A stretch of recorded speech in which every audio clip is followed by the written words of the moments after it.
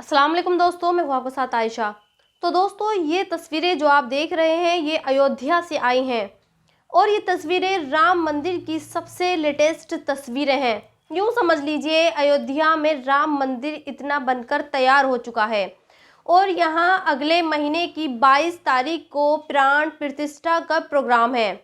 प्राण प्रतिष्ठा किसी नए मंदिर में मूर्ति को स्थापित यानी रखने की प्रक्रिया को कहते हैं। आप आसान शब्दों में ये समझिए कि अब जबकि राम मंदिर बनकर तैयार हो गया है, इसका स्ट्रक्चर भी पूरी तरह से तैयार है, लेकिन अभी इसमें मूर्तियां नहीं रखी गई हैं। लिहाजा 22 जनवरी को इसमें मूर्ति रखी जाएगी और इसी मूर्ति की रखने के प्रोसेस को प्राण प्रतिष्ठा कहते हैं।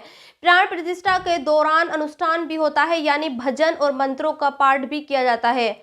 खैर, यहाँ तस्वीरों को दिखाने का मकसद आपको प्राण प्रतिष्ठा या फिर हिंदू रीति रिवाज को बताने का नहीं, बल्कि आज मैं जो आपको बताना चाहती हूँ वो ये है कि क्या राम मंदिर से मोहब्बत करना या फिर नफरत करना या फिर इसके बारे में कुछ भी सोचना देश से मोहब्बत करने के बराबर है, देश से नफरत करने के बराबर है।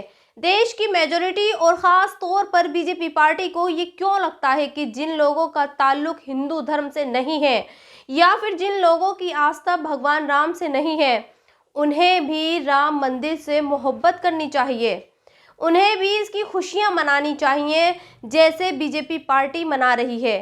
क्या ये मुसलमानों के लिए पॉसिबल है, वो भी ये जानते हुए कि जिस जगह पर आज मंदिर खड़ा है वहाँ चंद सालों पहले तक मस्जिद थी, वहाँ से पांचों वक्त की अजान की आवाज़ें आती थीं, वहाँ सदियों से मुसलमान नमाज पढ़ रहे थे। यकीनन नहीं। हाँ, आपने अदालत में इस मंदिर की लड़ाई जीती है, आपको खुश होने का हक हो सकता है, लेकिन बतौर मुसलमान हमारे लिए यहाँ मस्जिद थी और क़यामत तक मस्जिद ही रहेगी। और मैं तो ये कहती हूँ, आज हर मुसलमान को समाजवादी पार्टी के सांसद शफीकुर रहमान बर्क की तरह अपनी राय इस मसले पर रखनी चाहिए। कल जब पत्रकारों ने उनसे ये कहा कि अगर उन्हें राम मंदिर की प्राण प्रतिष्ठा के प्रोग्राम में जाने का इनविटेशन मिलता है तो वो जाएंगे या नहीं, शफीकुर रहमान साहब ने इस सवाल पर जो जवाब दिया, आज देश के हर मुसलमान को कुछ वैसा ही जवाब देना चाहिए। तो पहले आप बर्क साहब का जवाब सुनिए। मैं क्यों जाऊंगा भाई, मेरे जाने का तो कुछ सवाल ही पैदा नहीं होता। मेरी मस्जिद जो कि वहाँ बन कि एक ज़माने की मस्जिद थी, बनी हुई थी, अपनी जगह में बनी हुई थी, लेकिन इसके बावजूद भी उस मस्जिद को बहरहाल ख़त्म कर दिया गया। अब देश की नेशनल मीडिया बर्क साहब के इस स्टेटमेंट पर भी सवाल उठा रही है और ये कह रही है कि बर्क साहब अपनी पार्टी की लाइन से अलग जवाब दे रहे हैं। उनकी पार्टी राम मंदिर का स्वागत कर रही है और ये भी कर रही है कि अगर उन्हें राम मंदिर में जाने का इनविटेशन मिलता है तो वो जाएंगे, जबकि बर्क साहब की अपनी ही दलीलें हैं। मैं आज उन मीडिया वालों से ये कहना चाहती हूँ कि बर्क साहब पहले मुसलमान हैं और फिर बाद में वो समाजवादी पार्टी के सांसद हैं। खैर, आज आपको कांग्रेस के एक ओवरसीज नेता सैम पित्रोदा ने जो कहा वो भी बहुत ही गौर से सुनना और समझना चाहिए। हालांकि आज दिन भर सैम पित्रोदा के इस बयान की चर्चा होगी और शाम तक देश की टीवी मीडिया कांग्रेस पार्टी पर ये इल्ज़ाम भी लगाएगी कि कांग्रेस पार्टी सनातन धर्म के खिलाफ है, कांग्रेस पार्टी मोदी के खिलाफ है, कांग्रेस पार्टी राम मंदिर और भगवान राम के खिलाफ है। लेकिन कोई भी ये नहीं सोचेगा कि जो बातें सैम पित्रोदा ने कही हैं वो सही भी तो हो सकती हैं। खैर, आप बिना देर किए ये जानिए कि सैम पित्रोदा ने क्या कहा है। सैम पित्रोदा ने देश की सबसे बड़ी न्यूज़ एजेंसी ANI को लंबा चौड़ा इंटरव्यू दिया। इस इंटरव्यू की चंद बातें मैं आपको बताना चाहती हूँ। पित्रोदा कहते हैं कि उन्हें इस बात की चिंता है कि इस वक्त हमारे देश में धर्म को बहुत ज़्यादा इम्पोर्टेंस यानी तवज्जो दी जा रही है। वो ये भी कहते हैं कि जिस तरह से देश में सिर्फ राम मंदिर और भगवान राम की बातें हो रही हैं वो भी उन्हें अपसेट करता है। आगे वो ये भी बताते हैं कि कैसे प्रधानमंत्री नरेंद्र मोदी का बार बार मंदिरों में जाना इस देश को कई साल पीछे ढकेल सकता है। सैम पित्रोदा ये कहते हैं कि एक देश के प्रधानमंत्री को मंदिरों की जगह स्कूल और लाइब्रेरी में जाना चाहिए।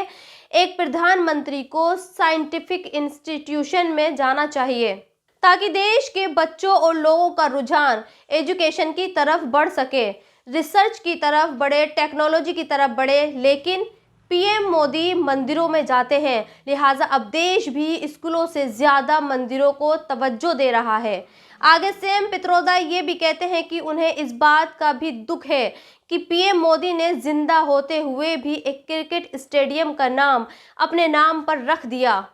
खैर, इसके अलावा भी सैम पित्रोदा ने बहुत सारी बातें कही, लेकिन आज मैं आपको ये दावे के साथ बता सकती हूँ कि सैम पित्रोदा का कहा एक एक शब्द आप देश की मीडिया और बीजेपी पार्टी के कानों में पिघले हुए शीशे की तरह काम करेगा, क्योंकि ये भी वही लोग हैं जो ये चाहते ही नहीं है कि देश का रुझान एजुकेशन की तरफ हो, बल्कि वो ये चाहते हैं कि देश में सिर्फ सनातन धर्म की बात हो और लोग सिर्फ मंदिरों के चक्कर काटें। खैर, आज आपको देश की गोदी मीडिया का एक और चेहरा दिखाती हूँ, और वो चेहरा है कर्नाटक में बीजेपी के विधायक और नेता बसनगौड़ा पाटिल यत्नान का।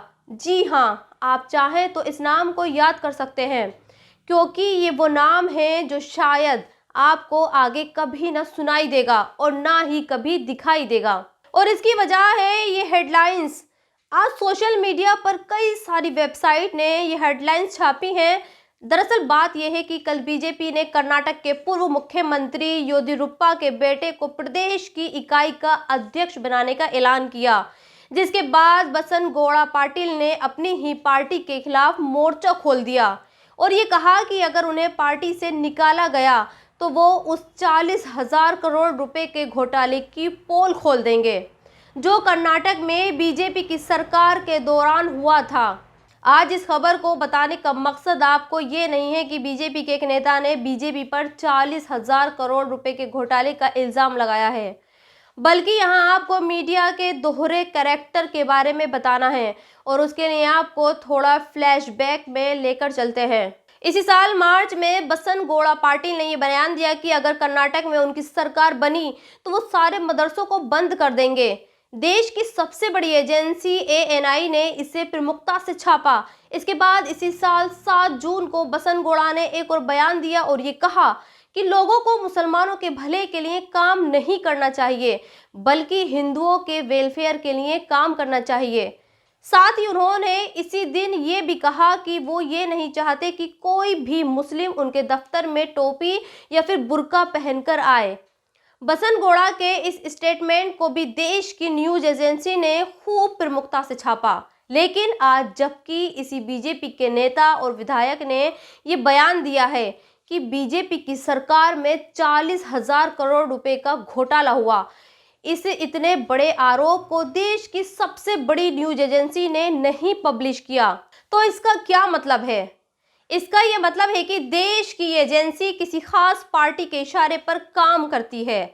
खैर, इस खबर पर मैं और ज़्यादा आपका वक्त नहीं लूँगी, लेकिन इतना ज़रूर कहूँगी कि अगर यही इल्ज़ाम किसी और पार्टी पर लगे होते तो फिर आज इस पर सारे न्यूज़ चैनल डिबेट कर रहे होते और बीजेपी के छोटे और बड़े नेता इस पर भर भर कर बयान दे रहे होते।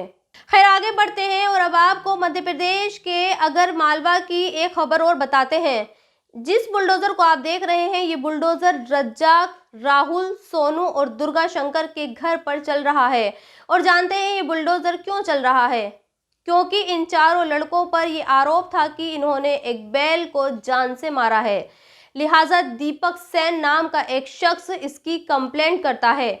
बजरंग बल और विश्व हिंदू परिषद के लोग हंगामा करते हैं। नतीजा ये होता है कि प्रशासन इनके घरों को तोड़ने के लिए बुलडोजर भेज देता है। सोचिए, हमारे देश में आज ये हालात हो गए हैं। मैं ये नहीं कहती कि किसी बेजुबान जानवर को मारना सही है, लेकिन क्या ये इंसाफ है कि एक बेजुबान जानवर के कत्ल के लिए उनके घरों को तोड़ दिया जाए? जिन लोगों के घरों पर बुलडोजर चलाया गया है, क्या उन घरों में सिर्फ बैल को मारने वाले लड़के ही रहते थे? उनकी माँ, उनके बाप, उनके भाई बहन नहीं रहते होंगे? क्या ये इंसाफ है? यकीनन नहीं, ये इंसाफ नहीं है, बल्कि अंधेर गर्दी है। इंसाफ का ये तरीका सिर्फ तानाशाही को ही दिखाता है। और इस वीडियो के आखिर में आपको ऑस्ट्रेलिया से आई ये खबर दिखाते हैं। अली सोहराब नाम के एक ट्विटर हैंडल से ये तस्वीरें पोस्ट की गई हैं और उनकी तरफ से ये दावा किया गया है कि ऑस्ट्रेलिया के मेलबर्न शहर में 30 ईसाई महिलाओं ने इस्लाम कबूल किया। उन्होंने इस्लाम इसलिए कबूल किया क्योंकि ये फ़िलिस्तीन की आज़ादी के लिए लड़ रहे हमास से प्रभावित थीं। लेकिन कोई अपने देश में इस्लाम कबूल करना चाहता है तो मुसलमानों के होश उड़ जाते हैं और वो इसकी शिकायत सीधे डीएम से करते हैं। दरअसल कल एक खबर आई कि यूपी के हमीरपुर में एक तहसीलदार आशीष गुप्ता मस्जिद में आकर नमाज पढ़ रहा है। जब लोगों को ये पता लगा कि जो शख्स नमाज पढ़ रहा है वो मुस्लिम नहीं है तो उन्होंने इसकी जानकारी डीएम को दी। डीएम ने एसडीएम को बुलाया और इस मामले की जांच करने के आदेश दिए। अब इस मामले की जांच की जा रही है कि तहसीलदार आशीष गुप्ता मस्जिद में नमाज पढ़ने के लिए क्यों गए। क्या उन्होंने इस्लाम कबूल कर लिया है या फिर वो किसी और मकसद से आशीष से यूसुफ बनकर मस्जिद में गए। तो दोस्तों आज के इस वीडियो में इतना ही। आप भी अपनी राय कमेंट्स बॉक्स में लिखकर मुझे ज़रूर बताएं और अगर अब तक आपने मेरे चैनल को सब्सक्राइब नहीं किया है तो प्लीज़ सब्सक्राइब ज़रूर कर दें। शुक्रिया।